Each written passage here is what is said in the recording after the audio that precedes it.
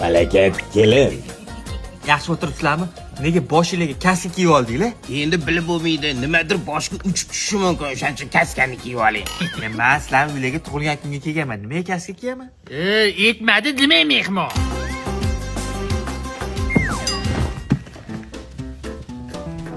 Svitni o'chirib qo'ydinglarmi?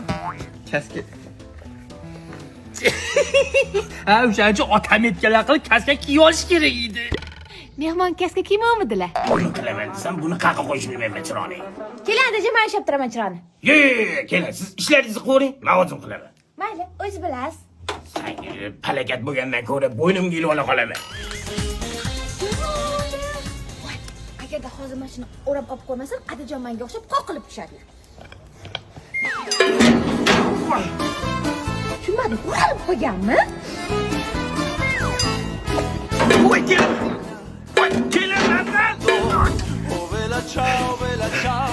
Yaxshi, shu shlem bor ekan. Palakat.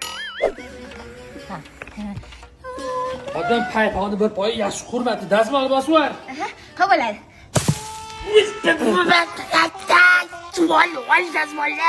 Ya nima bo'ldi? Tinchlikmi?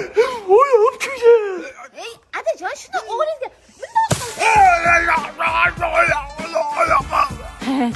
ota bolani bir xil muhrladim. Yo'q, sen o'g'il bola bo'lib shashligingiz Annam tortib qopti dadam. Olovlar hukmdori keldi. Bunga benzin setish kerak. Shimida. Voy ana, kirimiz. Hayotingizni saqlab qoldim. Yaxshi, biznes deb bormadi bolam. Kimni dabdala qildi? Mayli, yangisini olib beraman. Bolam, xotining magazinni yoqormasa bo'ldi.